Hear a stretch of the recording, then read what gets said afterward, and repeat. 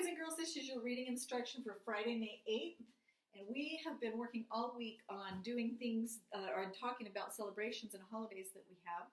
We've also been talking about words that have the air sound. So this is our target today. I added a different word to see if you caught it. I can read and spell cool words with air, air, and air. Very cool. I'm so happy. The cool air. We're also going to be talking about metaphors today. And a metaphor is what a writer uses to help a reader be able to see something. Now, we talked about similes last week, and a simile uses like or as. A metaphor does not use like or as. A metaphor uses the word is, okay? The cloud is a big, fluffy ball of cotton, just saying that it is something. But it helps us to see it, and those are just different things that authors use. So we'll come back to a metaphor in just a minute. Let's go over our spelling words because you're going to take a test today on these, okay? Here we go. Fair, pair, bear, wear, spare, share. 3, splash, favorite, and surprise. Okay?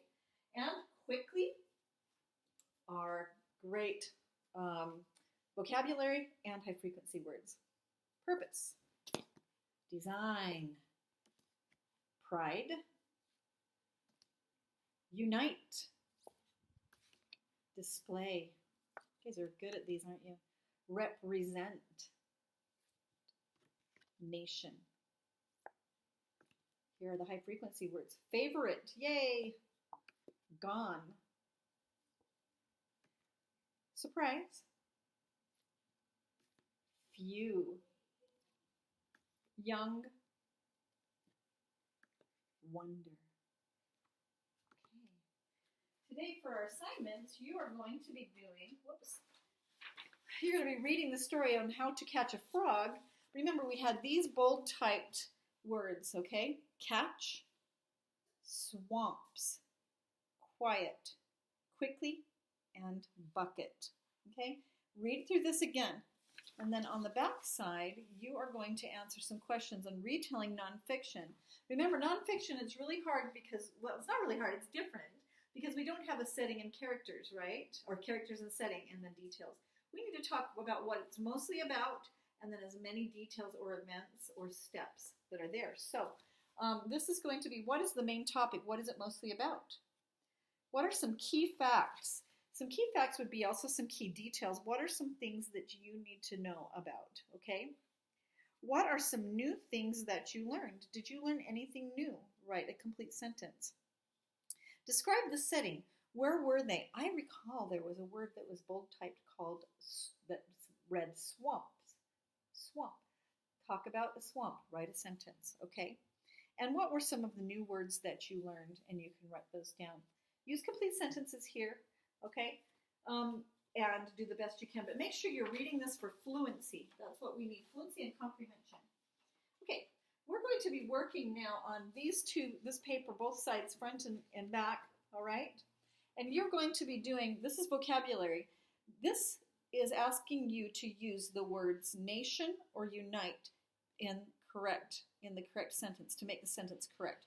So read it. This is the flag of our blank.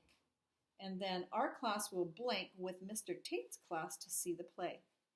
All right? Which words go in correctly, nation or unite?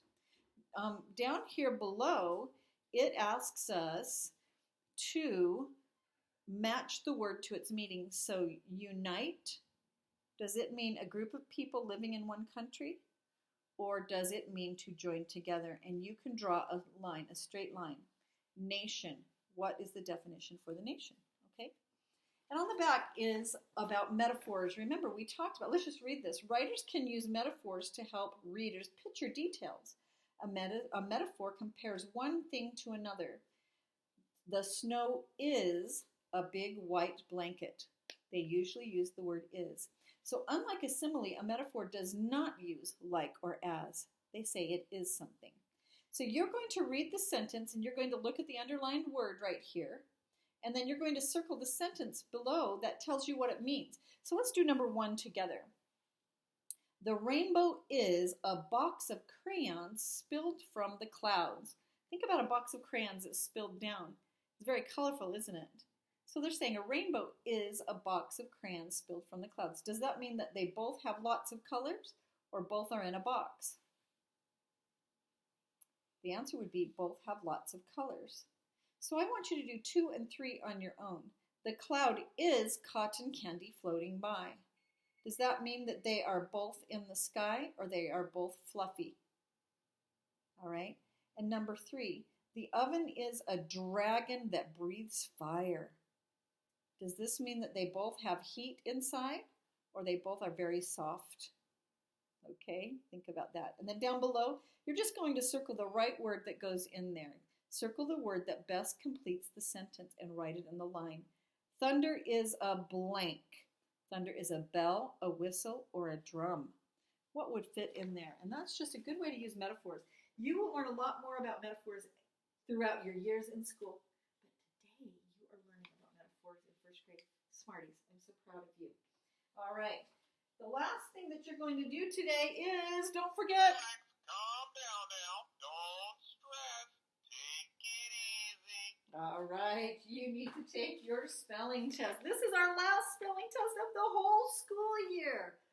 Wow. Will you make sure you have somebody give you these spelling words so that you can write them down? Do them the best that you can. I hope you all get 100%. That is so super great. Okay? So do the very best you can. That is our reading instruction for today. I hope you go to iReady. I hope you're reading anything you can get your hands on, just keeping that muscle going. We're going to have strong reading muscles, okay? And I will see you in math.